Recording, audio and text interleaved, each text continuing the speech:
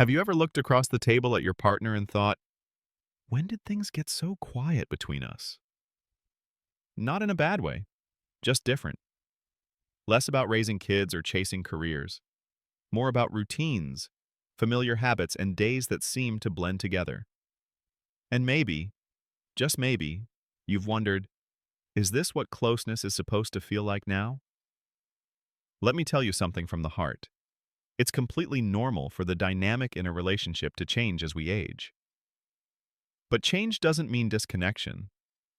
In fact, some couples find their strongest bond in this season of life after the hustle has slowed down and the noise has quieted.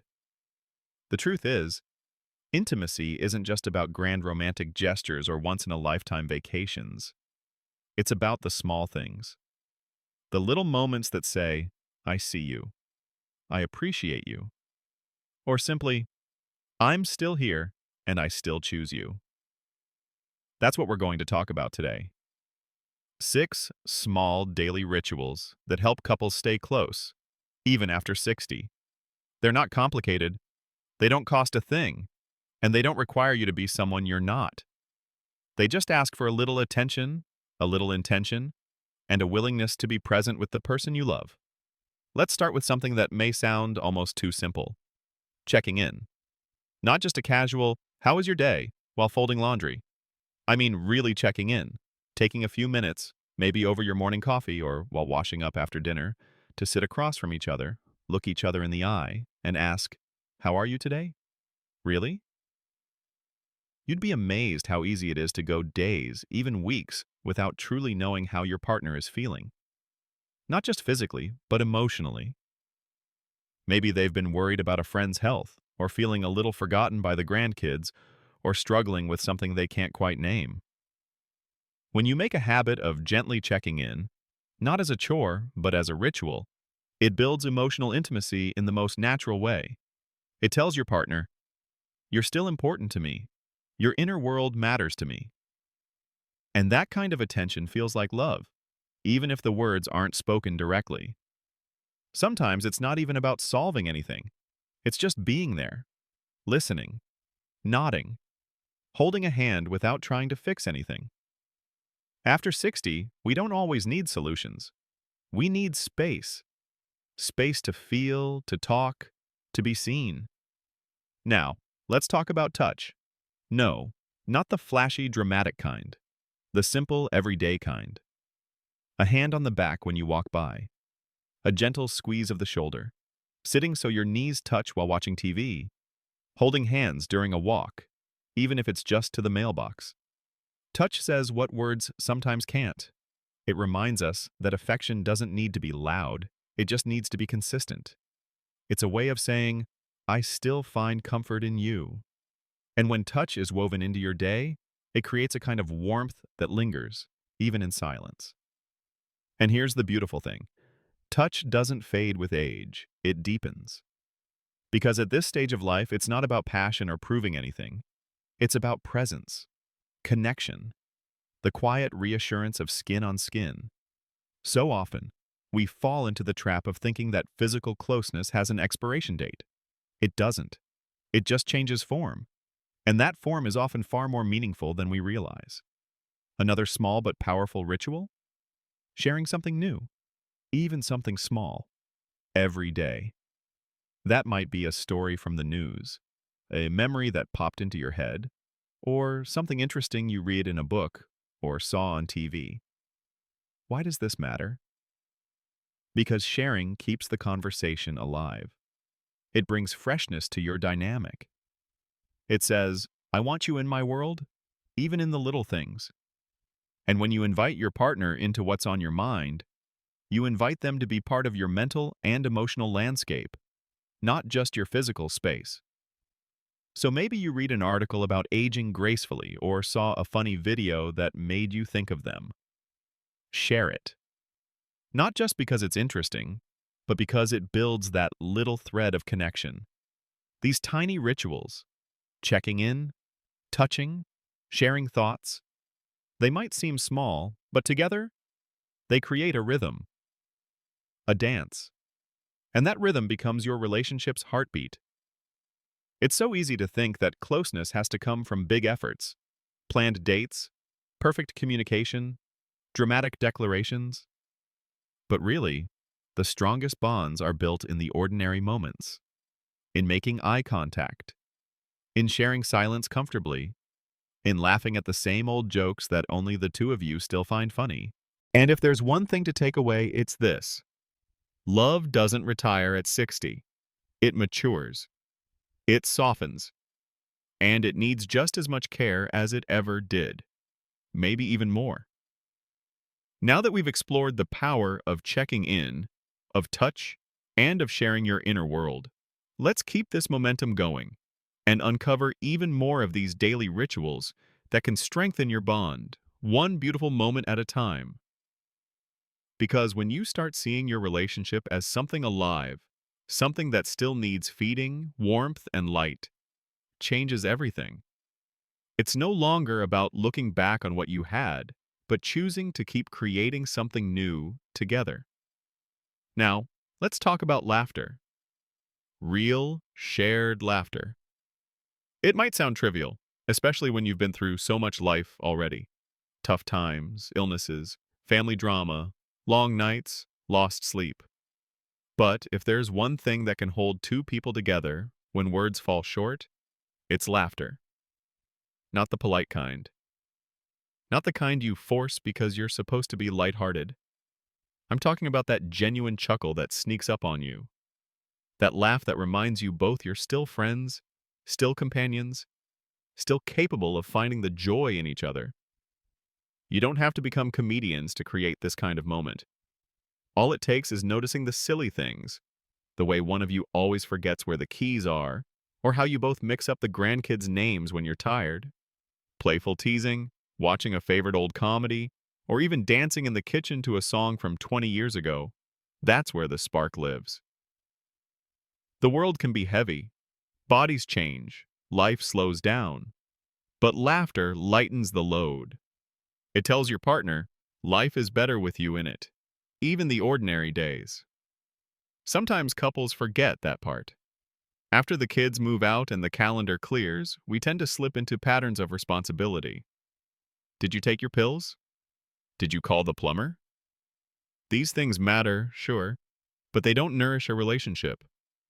What nourishes it is looking at your partner not just as someone who shares your home, but someone who still shares your heart. And here's something beautifully simple. Doing something kind for each other every single day, even if you're not asked. Not because it's your job, not because you expect anything in return, just because it feels good to give. Think about this.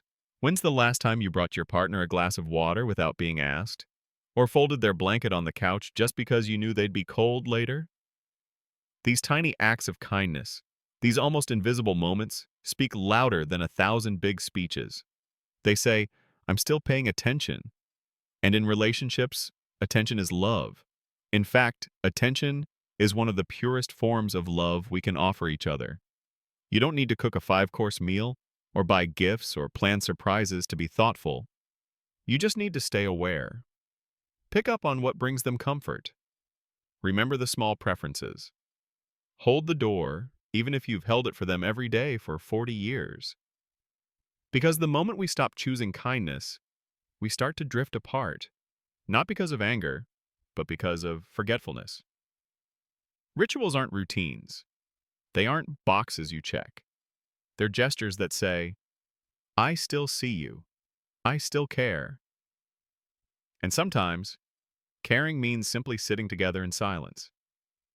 There's something powerful about being able to share space without needing to fill it. Not the silence that comes from disconnect, but the one that comes from peace. From knowing that the quiet between you isn't empty, it's full. Full of history, trust, and comfort. It could be on a porch swing, with your coffee mugs side by side. Or in the car, driving home from the store. No forced conversation, no pressure to entertain. Just presence. Stillness. Breathing in sync. That kind of silence doesn't come quickly. It's earned. And when you find it, it becomes one of the most sacred forms of connection. So, If you and your partner have a quiet moment today, don't rush to fill it. Just notice it. Sit in it together, even for a minute. Because sometimes being together without talking says more than anything you could say. Now, as we've been talking through these little daily practices, laughter, kindness, silent moments, you might be wondering, what if we've drifted a little? What if things aren't what they used to be? First of all, that's okay. That's human. No couple stays perfectly synced every single day, especially after decades together. The important thing isn't to pretend things haven't changed. It's to choose each other right now with who you are today. We all carry different stories now. Health concerns, family struggles, memories of loss. And maybe you've both changed in ways you never expected. That's part of the journey. But the most beautiful thing is that closeness isn't something that just disappears. It can always be rebuilt, bit by bit, ritual by ritual. You just start where you are. You say, let's sit down with our coffee and just talk. Or, let's take a slow walk and not bring our phones. You take your time, you smile a little more, you reach out a little more, and before you know it, that spark, that feeling that you're in this together, it starts to glow again. No one teaches us how to be in love for 40, 50, 60 years. But you're here. You're still learning. And that means you still care. So take a breath. Look over at that person sitting across from you. And remember, it's not the big trips or the perfect photos that make a love story last. It's the small daily rituals, the quiet acts, the shared rhythms, the choosing again and again to stay close, even when it would be easier to drift. You don't need to do everything perfectly. You just need to do one thing today that brings you a little closer. That's enough. That's always enough. Now, as we keep building on this momentum, there's one more piece of the puzzle to explore. Something simple, yet powerful, that many couples overlook in their day-to-day. And that piece is gratitude. Not just feeling it, but expressing it. Out loud, in words, every single day. You see, after years, sometimes decades, together, it's easy to assume your partner just knows how much you appreciate them. You've been through so much, supported each other through thick and thin, and maybe you think, why do I need to say it? They already know. But here's the truth. We never outgrow the need to feel appreciated. In fact, as we age and life shifts around us, it becomes even more meaningful. And when you get in the habit of actually saying thank you for the small things, the everyday kindnesses, it's like watering a plant. That gratitude nourishes the bond. Imagine ending your day by simply saying, "Thank you for making tea this morning. That was the best part of my day." Or, "I appreciate how you always let me ramble about my dreams, even if they're nonsense." Or maybe, "I'm just so glad I get to do life with you."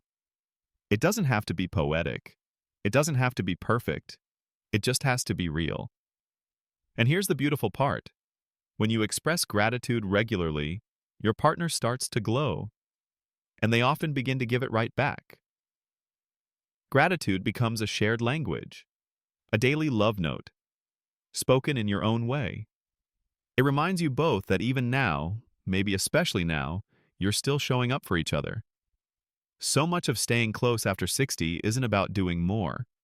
It's about noticing more, feeling more, saying more. Think about what it feels like to be thanked for something small. It makes you feel seen, doesn't it? That's what keeps couples close. Not the grand vacations or the anniversary dinners, though those are lovely, but the way you make each other feel on an ordinary Tuesday. Now, before we wrap up, I want to bring everything together in a way that feels simple and encouraging, because I know it can feel like a lot.